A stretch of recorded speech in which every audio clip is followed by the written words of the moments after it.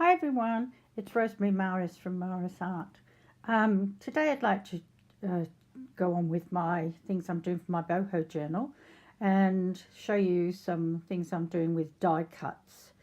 They're silver at the moment, all these different shapes that I've cut out, but I'm going to do them with some alcohol inks to see how they come up with some colours on them.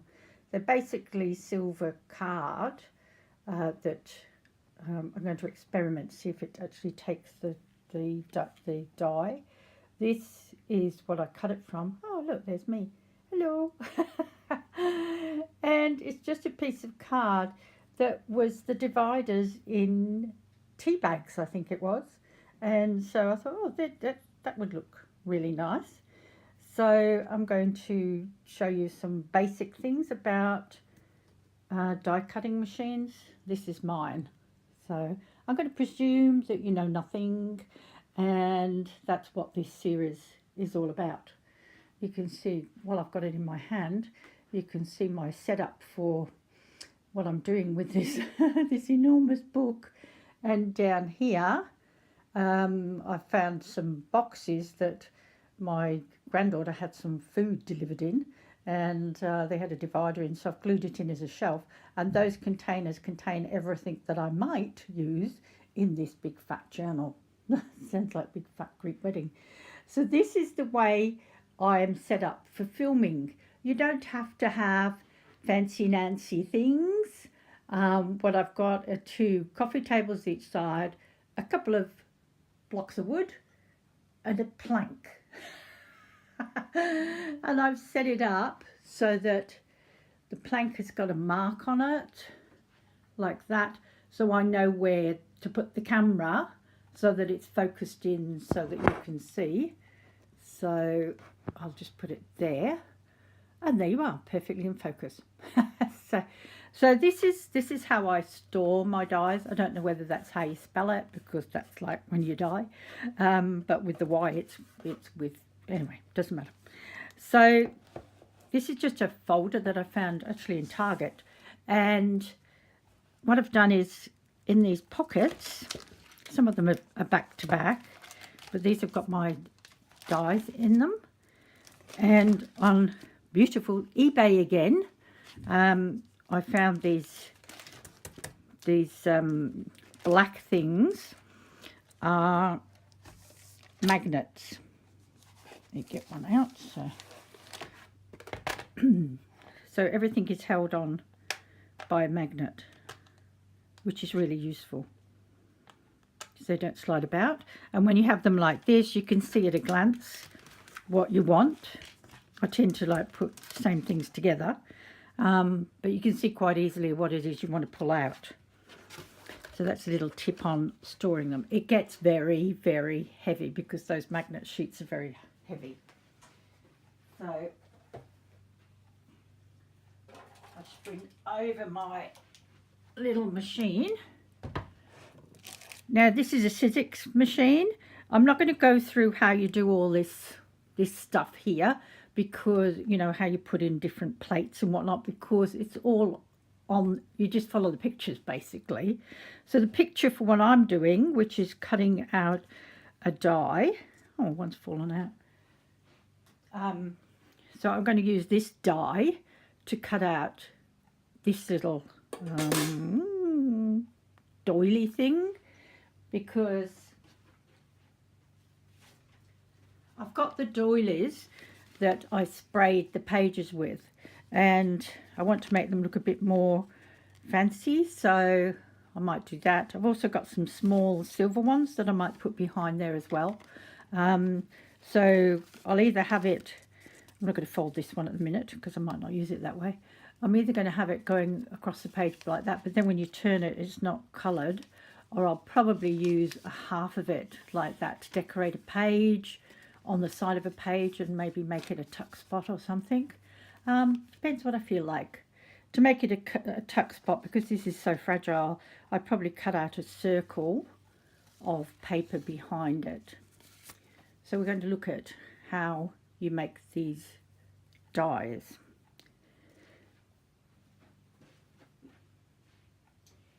if you look at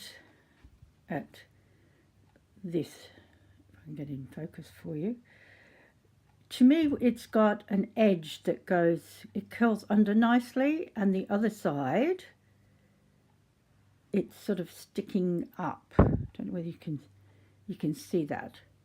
So I like it to go on from the right side, for the edge to go down, right? I don't want it on the right side for the edge to stand up. It doesn't look nice. So what you do for that is you look at your die. This side is very sharp, right? This is the cutting side. This side is very smooth. Now what happens when you cut with a die, it wrecks the plastic plate that it goes in. This one's very curved. A lot of people try and straighten it. I don't see the point. It works just as well curved or not, just to look as pretty. I had this sticker on it to show me which side to put down, but of course now it's only one side I put down because it's curved. You can't put it down that way, you'd break it. So all these cuts here are from putting this through the machine. So every time you put it through, it'll cut your plate. To me, it doesn't really matter. But the bottom one here, I did it once the wrong way up. And you can see, I don't know whether you can see it, it's actually got a label cut into it. You probably can't see it. But I don't want that to happen to that. I don't want that all cut up. So to get this one to go down, what you do is you put the cutting side, the sharp side that you can feel, you put it face down on the right side of the paper. So you put it face down on the right side of the paper. And then I'm just adjusting it because I can cut things out of this bit of paper here. I can cut little butterflies and things like that. That's what I do when I'm cutting things out. I would perhaps put a butterfly there or something, but I won't do it today. Or maybe I will to show you. So I want it to stay there. And of course it's not going to be face down like that, or it'll cut the plate underneath. I have to turn it over. So to hold it in the place that I want, I've got these little tiny bits of washi tape. Washi tape's wonderful because it just comes off. Because I'm going to turn it over, but I want it to stay in the same place when I turn it over, I use those. So I would put another little butterfly there or something there, but I can't be bothered to get them out just now. So then when you turn it over, it's staying. Oh, no, it's not. Of course, that always happens when you're doing something on camera. It doesn't do what it's supposed to do. So maybe I'll put a longer one there. Yeah. I've used these several times, so probably I should start some fresh washi tape. This came in a pack, and there's no way I would use this coloured washi tape in anything, so that's why I've chosen to use that one. So you turn it over, put it on the plate, and I'll put it about there, because then it gives you a bit of space. It actually finishes here. That die finishes there, so it gives you a bit of space to put this in. And then what I do is I just feed the first bit in. Once it's caught, you can just turn it if you're lucky. Oh my god, that is so thick, but I can do it. And then you can feel when it's gone off it. It's just easy to turn. So what I do is I go backwards with it, because this is a very intricate die. I'm just a shape, you don't need to do it, but this one is so intricate, I'm just going to go forward and backward a few times to try and get as much cutting in it as I can possibly get. And then you take it out, and you can see it's there. Woohoo! Beautiful. I'll take off the bits of washi tape, and it will pop out of the... And don't throw this paper away, because I can use it for other tiny things. So you can see that's come straight out, but all of the little areas are still in it. Now, if you haven't got one of these little brushes, which I'm going to use next, you can actually just poke it out with a needle or something, but that would take forever. So I'll just move this out of the way.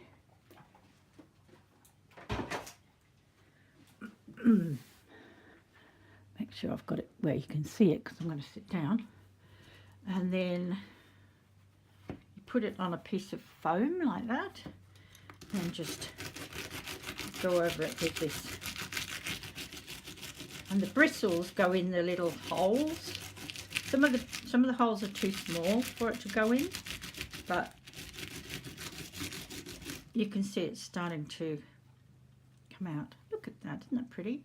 So these, if you wanted to, you can keep them if you do what do they call them? Those windows, shaker windows. But I don't do those, so that can go in the bin.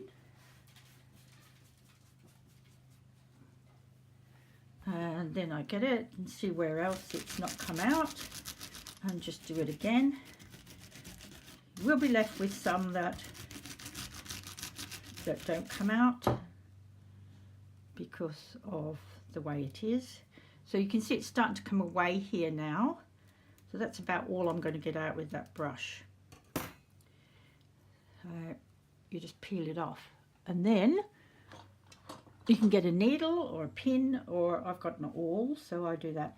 So what I do is I start going around the outside and just popping those bits out that are still left in. Because it's thick card and it's a very fragile die, very intricate die.